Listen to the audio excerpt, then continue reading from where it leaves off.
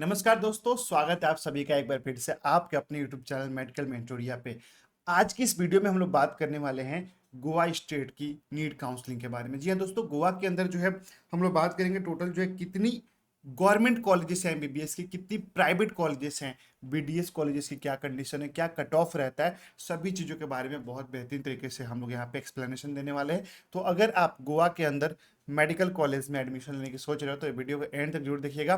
चलिए शुरू करते हैं। इस वीडियो में हम लोग कवर करेंगे सबसे पहले गोवा की सीट मैट्रिक्स की, गोवा के अंदर जो है टोटल कितनी सीट्स है, ठीक है, एमबीबीएस की, बीडीएस की कट ऑफ के बारे में फिर बात करेंगे। उसके बाद हम लोग काउंसलिंग की प्रोसेस को समझेंगे कि गोवा में जो है किस प्रकार से स्टेप बाय स्टेप काउंसलिंग होती है, और एलिजिबिलिटी क्राइटेरिया भी समझेंगे, मतलब कि क्या आप गोवा में एलिजिबल है, अगर आप गोवा से बाहर से हैं तो आपके लिए क्या ऑप्शन होता है, सभी चीज़ों के बारे में। ठीक है, आइए अब समझते हैं प्रोसेस को। देखिए, गोवा जो एक ऐसा स्टेट है ना जहाँ पे सिर्फ एक गवर्नमेंट एमबीबीएस कॉलेज है, कोई प्राइवेट एमबीबीएस कॉलेज नहीं है, और एकमात्र आपका जो है वो गवर्नमेंट बीडीएस कॉलेज है, यही गोवा के अंदर सिचुएटेड है। ठीक है, अगर गवर्नमेंट मेडिकल कॉलेज की बात करें तो गोवा मेडिकल कॉलेज आपका पंजिम में सिचुएटेड है, जहाँ पे 200 का इंटेक है टोटल।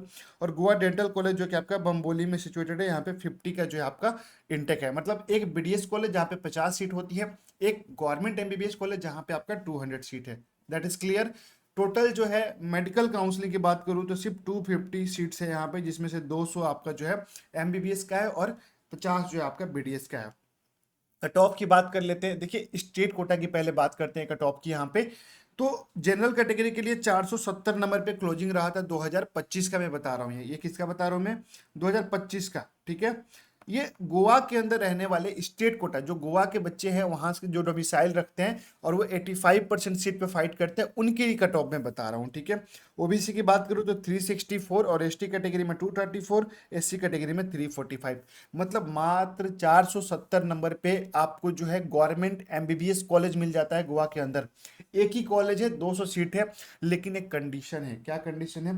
यहाँ पे जो है ना स्टूडेंट्स की कंपटीशन भी उतनी ज़्यादा नहीं है, तब जाके इतनी कम कटअप पे भी गवर्नमेंट एमबीबीएस कॉलेजेस मिल जाते हैं। ठीक है, दूसरी चीज यहाँ पे हम लोग एलिजिबिलिटी की बात करें थोड़ा सा, तो देखिए गोवा के अंदर जो 200 सीट है ना, अब सिंपल सी बात है, 85% जो है गवर्नमेंट मेडिकल कॉलेज है, वो तो 85% सीट किसके लिए हो गया? स्टेट कोटा के बच्चों के लिए, जो बच्चे गोवा से बिलोंग करते हैं। और 15% सीट किसके लिए हो गया? ऑल इंडिया कोटा के बच्चों के लिए। वो कहाँ से आप पार्टिसिपेट करेंगे? उसके लिए आपको एमसीसी की काउंसलिंग में जाना पड़ेगा। That is clear. अब हम लोग बात करते हैं एलिजिबिलिटी की। उसके पहले अच्छा प्रोसेस को समझ लेते हैं। पहले नीट की काउंसलिंग की प्रोसेस क्या रहेगी? सबसे पहले आपको ऑनलाइन रजिस्ट्रेशन करना होगा। ठीक है, जब आप रजिस्ट्रेशन कर देंगे ऑफिशियल वेबसाइट पे गोवा के, तब आपको जो है ना एक मेरिट लिस्ट मिलेगा, कंबाइंड मेरिट लिस्ट मिलेगा। उसमें पता चलेगा पूरे स्टेट के अंदर आपका क्या रैंक रहता है। ठीक है, उसके बाद आपको क्या पता चलेगा? चॉइस फिलिंग कैसे करनी है। आप चूंकि एक ही कॉलेज है तो चॉइस फिलिंग में जाहिर सी बात है, आप या तो मेडिकल गवर्नमेंट कॉलेज डालोगे एमबीबीएस, उसके बाद आप बीडीएस कॉलेज डालोगे, अगर बीडीएस में लेने का है प्लान तो, नहीं तो सिर्फ आप एमबीबीएस कॉलेज ही डालोगे वहाँ पे। ठीक है, देन अलॉटमेंट ऑफ सीट, आपका रिजल्ट आएगा कि आपको वो गवर्नमेंट कॉलेज अलॉट हुआ है कि नहीं हुआ है। ठीक है, जब अगर आपको कॉलेज अलॉट हुआ है तो उसमें एक डेट लिखा रहता है कि इस डेट पे जाके जो भी कॉलेज आपको अलॉट हुआ है, क्योंकि एक ही कॉलेज है तो उसी कॉलेज में आपको जाना होगा। उस कॉलेज में जाके आपको ओरिजिनल डॉक्यूमेंट्स के साथ आपका फीस लेकर जाना है और वहाँ पे जाके आपको रिपोर्टिंग करनी है। आपको गोवा के अंदर बताऊं तो कंप्लीट जो कोर्स है ना, 5 से 6 लाख के अंदर सब कुछ कंप्लीट हो जाता है, मतलब इससे बाहर कुछ भी नहीं रहता है।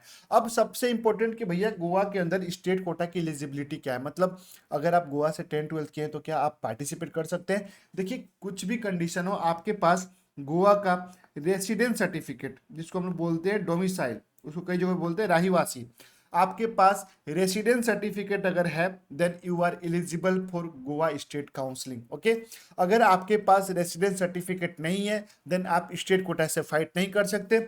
आपको 15% सीट पे फाइट करना पड़ेगा, जो ऑल इंडिया कोटा के बच्चों के लिए रिजर्व रखी जाती है। उसकी काउंसलिंग कहाँ होगी? एमसीसी की वेबसाइट पे होगी। क्लियर। चलिए अब हम लोग समझते हैं थोड़ा सा स्कॉलरशिप के बारे में, कि गोवा के अंदर जो बच्चे गवर्नमेंट कॉलेज में जाएंगे, क्या उनको स्कॉलरशिप के लिए उनके लिए कोई स्कीम है? क्या स्कॉलरशिप मिल सकता है?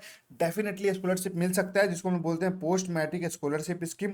यहाँ पे क्या कंडीशन है? फॉर एसटी कैंडिडेट्स ओनली, सिर्फ जो है यहाँ पे एसटी कैंडिडेट के स्टूडेंट्स के लिए ही स्कॉलरशिप रखी गई है, जिनकी फैमिली इनकम 2.5 लाख रुपए से कम होनी चाहिए, या फिर 2.5 लाख होनी चाहिए, उससे ज्यादा नहीं होना चाहिए। अगर ज्यादा है then you are not eligible for scholarship. Okay, अब हम लोग बात करते हैं सर्विस बॉन्ड की। अगर आप गोवा के अंदर चाहे गवर्नमेंट कोटा से जाइए, मतलब स्टेट कोटा से जाइए, चाहे ऑल इंडिया कोटा से जाइए, अगर आप गवर्नमेंट कॉलेज से गोवा के अंदर एमबीबीएस अपना कंप्लीट करते हैं तो आपको यहाँ पे दो प्रकार के बॉन्ड का सामना करना पड़ सकता है।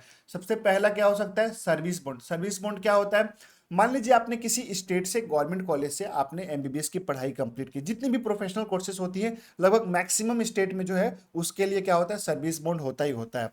तो आपने पढ़ाई कंप्लीट कर ली, अब वहां की स्टेट की बॉन्ड पॉलिसी होती है, क्या होती है कि जब आपने यहाँ से पढ़ाई किया है ना तो कुछ साल आपको उस स्टेट में रह के ही सर्विस देनी होगी, यानी कि एज अ गवर्नमेंट डॉक्टर आपको वहां पे जॉब करना पड़ेगा, बाकायदा आपको सैलरी भी मिलेगी उसकी प्रॉपर, जितना गवर्नमेंट डॉक्टर्स को मिलती है। ठीक है, तो अगर आप गोवा से पढ़ाई करते हैं तो आपको जो है 5 साल की यहाँ पे सर्विस देनी पड़ेगी गोवा के अंदर, उसके बाद ही आप वहां से जा सकते हैं बाहर। ठीक है, अगर आपको सर्विस नहीं देनी है तो आप एक पेनल्टी पे करोगे, उसको बोलते हैं सर्विस बॉन्ड। वो कितना होता है भैया, 5 लाख रुपया होता है।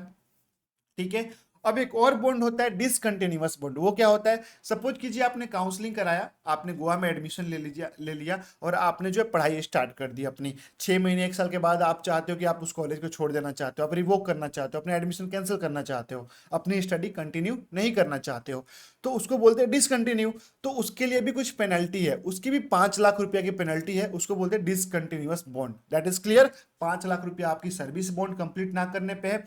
5 साल की सर्विस है, अगर आप सर्विस नहीं देना चाहते हो, वहां पे एज ए डॉक्टर काम नहीं करना चाहते हैं गवर्नमेंट कॉलेज से पास आउट होने के बाद, तो आपको 5 लाख पेनल्टी देनी पड़ेगी। अगर आप बीच में पढ़ाई छोड़ देते हैं तो भी आपको 5 लाख पेनल्टी देनी पड़ेगी।